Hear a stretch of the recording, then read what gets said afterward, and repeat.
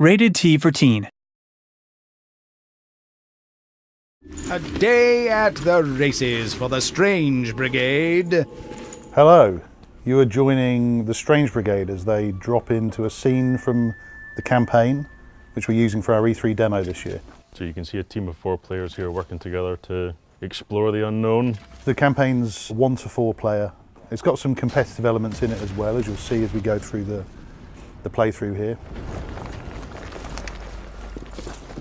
Oh, opening up a chest, getting some treasure. So you collect gold throughout the game, which you can use to unlock weapons later on. So you can increase the size of your arsenal of weapons that are available to you. Another bloody jungle trek. And in this heat. There's a cat minding its own business. There's layers of collectibles in each level, isn't there, Steve? Yeah, there's a bunch. There's like canopic jars and lots of things that reward the player for detailed observation of the environment. Is there no problem the Brigade can't solve? So as you explore through the environments, there's a few simple sort of action-y puzzles to solve. Ghastly ghouls blocking the bridge. But can they hold it against the Strange Brigade? Yeah, and this beam that's been used to activate the crystal that's unlocked the route here can be turned on the enemies and indeed your teammates if you're feeling that way inclined. You can see the players kind of tag teaming here, so the guy firing the beam is setting them on fire, which softens them up for a bit of damage, isn't that right? Yeah. The low road, eh? Let's hope the old grey matter is up to it. You can see that we've split into 2 groups here. One group's taken the high path, the other group's taken the low path. One of them's a little bit more puzzly, one of them's a bit more fighty. Blades of glory! I can think of a few good uses for these razor-sharp rotaries. The detail in the levels has like multiple paths as you go through. It rewards lots of replayability in the levels to find everything.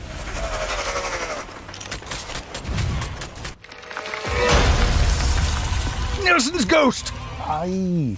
What a convincing scream, Steve. Yeah, it's terrifying. I have seen it like several hundred times, and yet, you know, It fits well. Still gets me. All the tone, the enemies, all fits the sort of 1930s serial adventure, rompy adventure that the characters are on. the whole setting and theme of the game is based on these 1930s, 40s adventure serial matinee movies. So it's all deliberately kind of tongue-in-cheek and hokey. It's got a lot of sort of charm and fun. The emphasis is very much on not taking itself too seriously.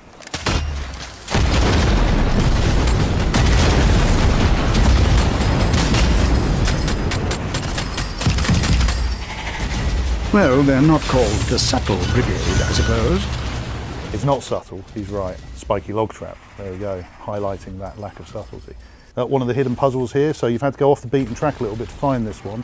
There's loads of different puzzle doors like this throughout the levels. Behind it, you'll find a relic, and by collecting sets of those relics, you can unlock more amulet powers. As we continue on, you'll start to see those amulet powers coming into play a little bit more. Cracked it.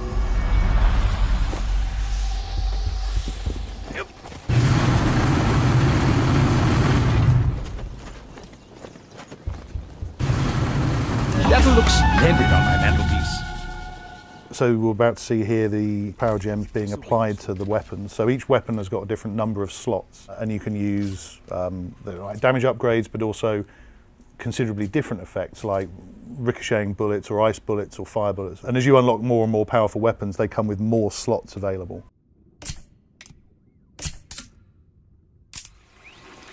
The big Gumbananza box! Here's the first of the prototype weapons, the exploding crossbow, which I think Gracie is going to demonstrate for us now.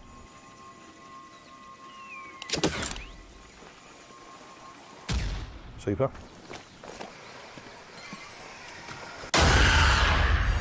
Yikes.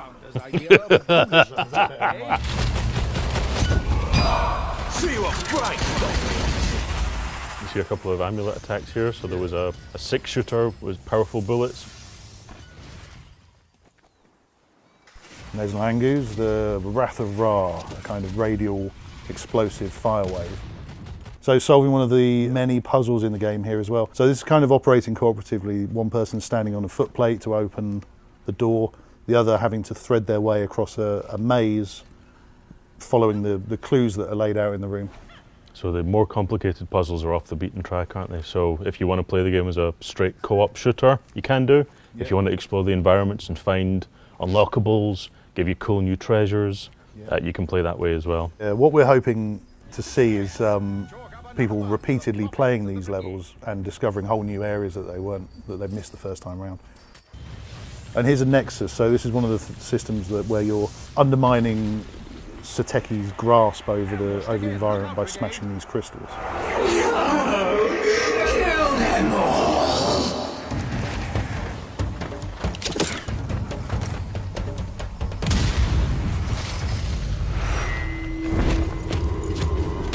Good Lord, acrobatic assailants! To arms, strange brigade!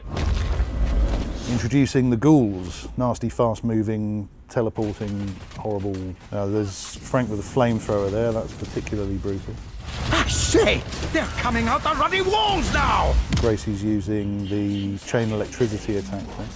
Followed up by a grenade in the face. It's a good combo. So you can see the sort of pace of the game comes into its own in these great big fights where you've got amulet powers triggering, you've got prototype weapons doing loads of damage, you've got environmental traps, spinning blades, you've got grenades that players can throw. Because of the way that you charge up your amulets by sort of absorbing the souls from the enemies, the more of them there are, the faster the rate of the combat becomes, and so the intensity really ramps up quickly. Means there's a bit of competition there for souls as well. Yeah. And that's it, a very short section of one of our levels. Thanks very much for watching.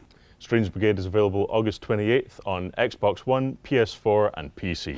What massive miscreation is this monstrosity? Darwin spectacles! How will our heroes get out of this one? Tune in next week to find out in another gripping installment of The Strange Brigade.